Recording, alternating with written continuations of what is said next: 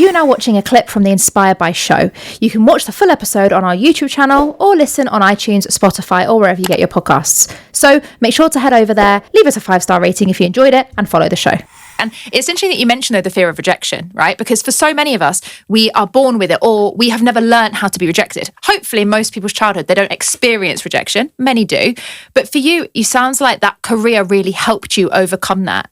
Was it always the case when you first started there, or did you have to get a few punches to be able to come back up?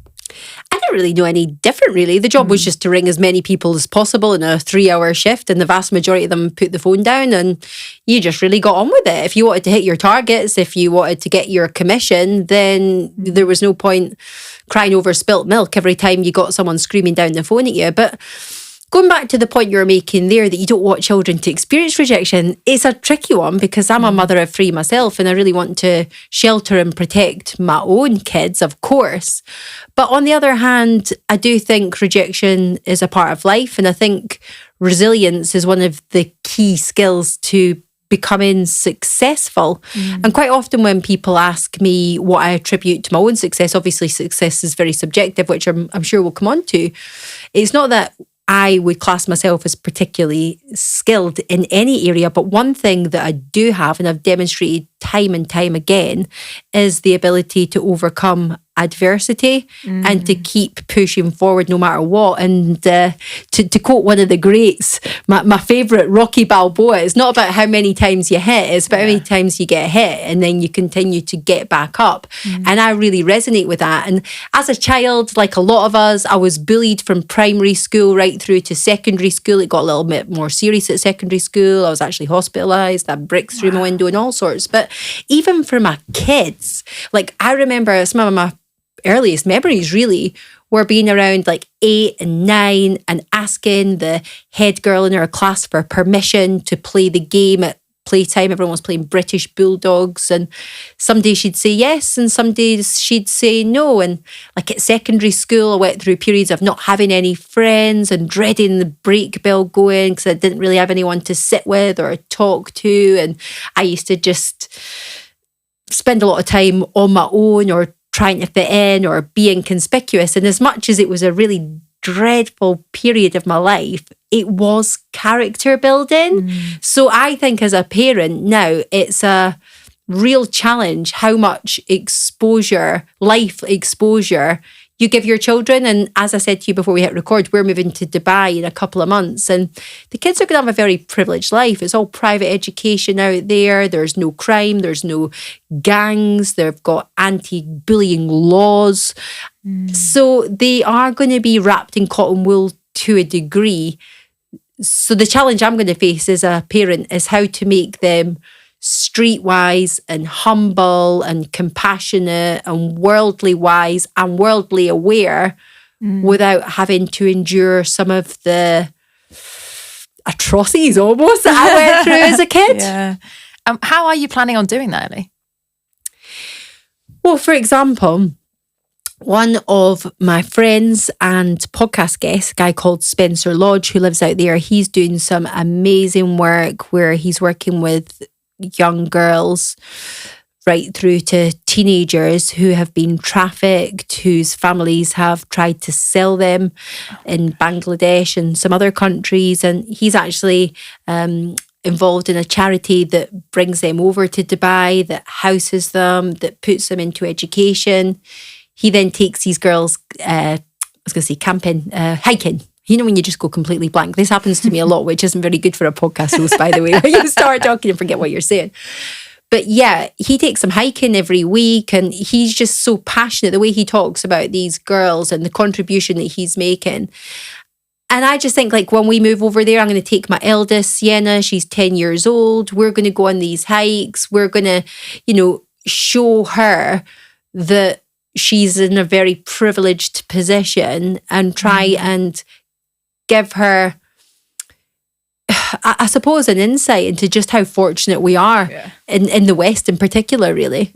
It is very easy for us to not learn and to want to protect our families, our friends. I remember when I first started my business and things started going well, I was like, I want to pay for my parents to retire, I want this and this and this, and eventually have a family that do the same. But you're right, it's finding that balance. You want them to learn from their own experiences, because I'm a massive believer in, if we try and mollycoddle them or, cover them in cotton wool, they're going to end up finding other problems and other adversities, and some may actually be worse, right?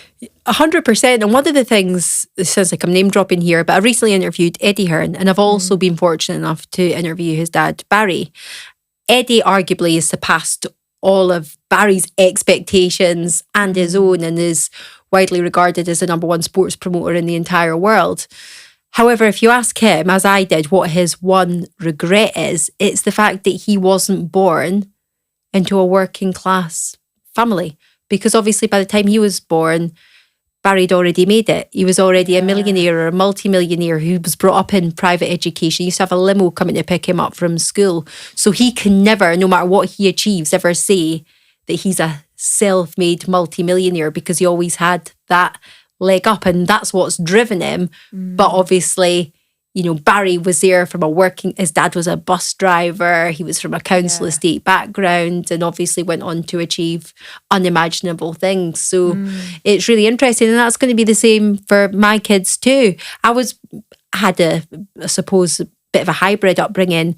We had the council house, then we moved up and did really, really well as a family. My mum and dad had a really successful business. They had a few shops. It was very lucrative. We had the big detached house and brand new cars and 5-star holidays to America. And then they went bankrupt and lost it all and got divorced and went back to the council houses, and we had bailiffs at the door. So I've seen every single extremity. But it's trying to instill the right values into your children, which I think we do as well as any parent can do. We make mistakes and drop the ball and pick it back up again. But I think they feel the gratitude that I would hope and expect them to feel for the life that they've got at the moment. Absolutely. And you talked there about the different extremes in your childhood, of the different experiences. How has that affected you growing up now into adulthood? Have you seen challenges that you faced throughout that process, or any big learnings that have come up from you from there? Yeah, it's an interesting one. I don't tend to talk about my childhood that much. I'm very open with my story, but it tends to be from my early 20s is usually when I start it. But my childhood was pretty challenging. My sister had very severe mental health problems. She's bipolar, sectioned frequently. She was chopping her hair off and rocking in cupboards and getting arrested and all sorts of things. My parents were in the process of going through quite a difficult divorce at the same time as going bankrupt and losing her home and all of that kind of thing. My mum's having a mental breakdown. My dad's having a mental breakdown. So there wasn't really any stability for me in those teenage years when you're coming up to GCSEs and hormones and things like that. There was very little guidance or support because, to be quite frank, my parents weren't able to provide that because they were dealing with their own shit at the time. And I think that's probably impacted me more than I allowed myself to acknowledge for a lot of years. And I think the main way it's impacted me, and it's not necessarily negatively impacted me, is the need for financial security, which as an entrepreneur, I mean, really I should have just got a job. Would have been easier, right? Because the journey, the roller coaster is very, very real. I don't think it matters what the profession is, what the industry is. You have highs, you have lows, you have setbacks. You're up here 1 minute and then you're down there at the next. And I think I am definitely somebody that needs to know that I've got contingencies, need to know that I've got fallbacks, and I'm sort of prepared for every eventuality, having seen my parents have everything and lose everything. It also makes me realise that money is important. A lot of people say money doesn't make you happy, and I'm always going on about the definition of success being subjective.